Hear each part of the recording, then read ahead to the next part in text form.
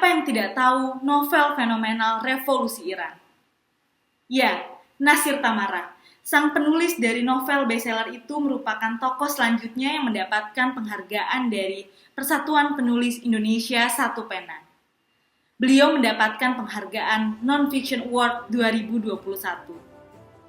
Penghargaan tersebut diberikan untuk dedikasi terbaiknya atas karya-karyanya yang mengangkat hasanah ragam buku non-fiksi di Indonesia. Pendiri dari Harian Republika dan juga Global TV ini merupakan mantan wartawan yang melakukan riset langsung pada saat terjadinya Perang Iran. Maka tidak heran, buku tersebut menjadi sangat laris di pasaran. Bahkan penerbit memutuskan untuk menerbitkan ulang buku tersebut. Kalau begitu, langsung saja kita dengarkan sambutan dari Profesor Dr. Nasir Tamara. Assalamualaikum warahmatullahi wabarakatuh. Salam sejahtera bagi kita semua. Om Swastiastu, Namo Buddhaya. Selamat sore para sahabat di tanah air. Saya ingin menyampaikan rasa terima kasih dan apresiasi yang sebesar-besarnya kepada juri yang telah memberikan saya penghargaan sebagai penulis terbaik di bidang penulisan karya-karya yang berkaitan dengan jurnalisme investigatif dan jurnalisme sastra. Sesudah menulis buku selama 43 tahun dan mulai menulis di media sejak setengah abad yang lalu, tentunya adanya apresiasi ini sangat membanggakan. Dan saya tentunya akan bercerita sedikit bagaimana saya menjadi seorang penulis. Semua bermula dari rumah kami di Lampung. Ketika ayah saya, seorang pahlawan revolusi, mantan anggota Tentara Nasional Indonesia, yang selalu suka membaca buku, mempunyai buku-buku yang berkualitas, terbitan Balai Pustaka. Di situ saya membaca karya-karya Sultan Takdir Ali Sabana, Amir Hamzah, dan banyak sekali karya-karya besar. Orang tua saya juga berlangganan surat-surat kabar dan majalah-majalah dari Jakarta. Karena orang tua kami suka sekali membaca, maka kami anak-anaknya juga mengikuti jejak mereka. Dan salah satu yang sangat mempengaruhi saya adalah keindahan dari bahasa dan kedalaman dari isi, dan bagaimana seorang penyair itu berjuang untuk memerdekakan Republik Indonesia. Dalam hal ini, saya akan membacakan sebuah sajak karya tokoh Angkatan 45, Khairil Anwar. Bayangkan ketika saya masih kecil masih sekolah dasar, hati kami sudah dibakar oleh sajak ini. Kerawang Bekasi. Kami yang kini terbaring antara Kerawang Bekasi tidak bisa teriak merdeka dan angkat senjata lagi. Tapi siapakah yang tidak lagi mendengar deru kami? Terbayang kami maju dan menegap hati. Kami bicara padamu dalam hening di malam sepi. Jika dada rasa hampa dan jam dinding yang berdetak. Kami mati muda yang tinggal tulang diliputi debu. Kenang-kenanglah kami. Kami sudah coba apa yang kami bisa, tapi kerja belum selesai. Belum bisa memperhitungkan arti 4-5 ribu nyawa. Kami cuma tulang-tulang berserakan, tapi adalah kepunyaanmu. Kaulah lagi yang tentukan nilai tulang-tulang berserakan, atau jiwa kami melayang untuk kemerdekaan, kemenangan, dan harapan. atau tidak untuk apa-apa? Kami tidak tahu. Kami tidak lagi bisa berkata. Kaulah sekarang yang berkata. Kami bicara padamu dalam hening di malam sepi. Jika ada rasa hampa dan jam dinding yang berdetak. Kenanglah kami. Teruskan jiwa kami. Menjaga Bung Karno, menjaga Bung Hatta, menjaga Bung Syahrir. Kami sekarang mayat. Berikan kami arti. Berjagalah terus di garis batas pernyataan dan impian. Kenanglah kami yang tinggal tulang diliputi debu. Beribu kami terbaring antara Kerawang Bekasi.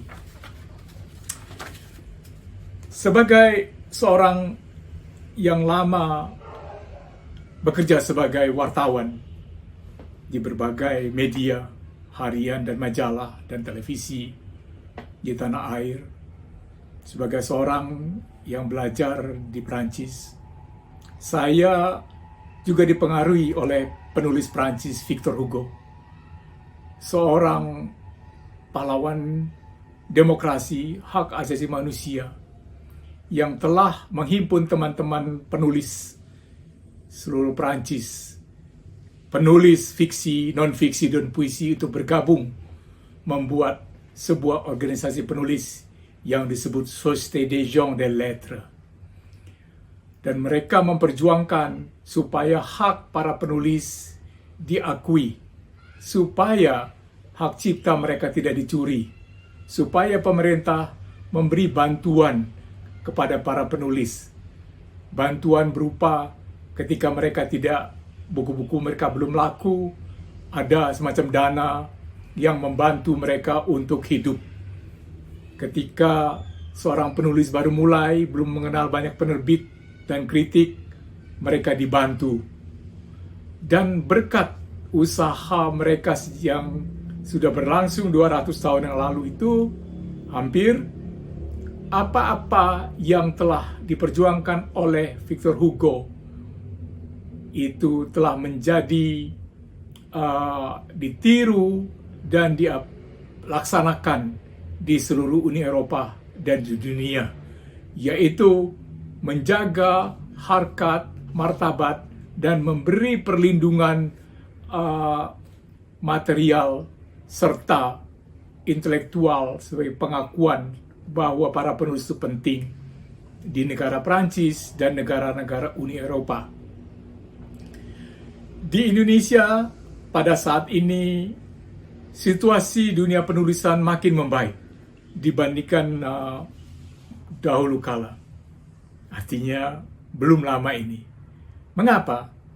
Karena setelah 76 tahun, akhirnya mulai 1 Januari tahun ini, status penulis sudah diakui oleh pemerintah dengan terbitnya di dalam buku yang terbitkan oleh Badan Pusat Statistik, yaitu klasifikasi baku profesi penulis di Indonesia. Dengan demikian, penulis itu mempunyai satu status pekerjaan yang dulu tidak ada. Ketika kita ingin mengurus KTP di kelurahan disebut, Pak, di dalam kolom, kalau kita tulis penulis, dia akan bilang, jangan Pak, karena nggak ada di matriks kita, katanya. Tulis aja yang lain. Apakah Bapak konsultan, apakah Bapak dosen, wartawan. Tapi sekarang, kita dengan bangga bisa menulis, kita ini adalah penulis. Dan situasi juga makin menggembirakan. Karena meskipun COVID telah membuat penerbitan di tanah air itu 50% tutup. Tetapi dilihat dari kegiatan para penulis dan penulis muda terutama, mereka terus menulis menggunakan aplikasi dan menggunakan kesempatan yang diberikan oleh media sosial. Apakah itu Facebook, apakah YouTube, dan segala macam yang ada. Mereka terus menulis dan menerbitkan sendiri kadang-kadang. Dan penerbit-penerbit indies bermunculan di mana-mana. Kemudian sekarang juga mulai ada kesadaran bahwa penulis seperti umumnya di dunia barat bisa lahir dari fakultas-fakultas, bisa lahir dididik di dalam jenjang S1, S2, dan S3 untuk ekonomi kreatif, di mana mereka bisa menulis novel, roman, bisa menulis esai, bisa menulis puisi, selain menulis buku-buku akademis yang bagus-bagus. Sehingga kita harapkan nantinya di tanah air akan ada dalam tempo singkat. Kita juga sangat senang karena sudah ada sekarang sertifikasi dari penulis yang diselenggarakan oleh badan-badan yang dibentuk oleh pemerintah. Dan tidak kalah pentingnya, yaitu kemungkinan yang diberikan menerbitkan karya secara digital dan melakukan transformasi dari karya tulis ke dalam karya-karya audiovisual, video, dan film. Munculnya industri over the top, di mana film-film bisa ditayangkan, video-video juga di acara-acara Netflix, dan sudah banyak sekali karya-karya itu orang-orang Indonesia yang muncul di Netflix, di segala berbagai platform lainnya. Itu sangat menjanjikan, karena bahkan ketika bioskop tidak berfungsi pun, orang-orang bisa menonton, dan itu ada penghasilannya. Penghasilan yang cukup bagus. Jadi banyak yang sangat menggembirakan pada saat-saat yang sulit seperti di masa lalu.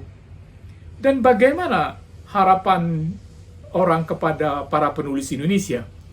Pertama, harapan orang adalah bahwa para penulis Indonesia ini akan memenangkan hadiah-hadiah internasional. Seperti di Inggris ada The Booker's Prize, di Prancis ada Goncourt, di Swedia dan Norwegia ada Nobel Prize. Dan tentunya semua jenis penulisan berhak mendapat hadiah. Dalam Nobel misalnya, bahkan seorang penyanyi terkenal, Bob Dylan, dan dia juga pemain musik, berhasil dengan sair-sair, lirik-lirik lagu-lagunya diakui kualitasnya sebagai puisi yang bagus sehingga mendapat hadiah Nobel.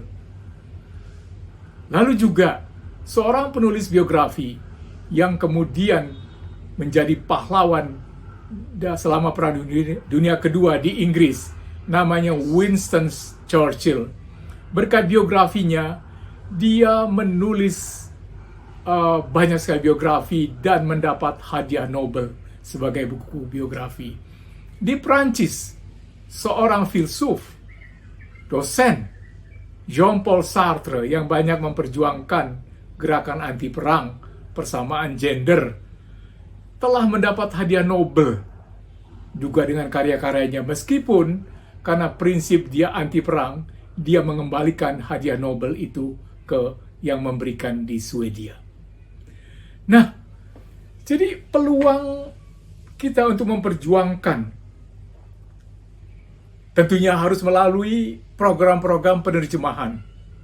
Sebab hadiah-hadiah itu yang bergengsi secara internasional itu diberikan ketika karya-karya kita diterjemahkan ke dalam bahasa Inggris, bahasa Perancis, bahasa Spanyol, atau bahasa dari negara-negara yang memberikan hadiah Nobel. Dan tentunya banyak yang harus dilakukan oleh para penulis. Salah satunya adalah memperkuat komunitas penulis yang saling membantu satu sama lainnya.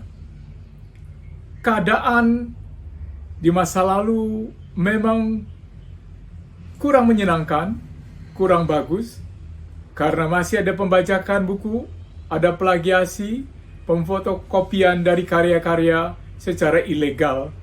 Tetapi sekarang sudah banyak kegiatan dari para penulis sendiri yang menentang itu semua.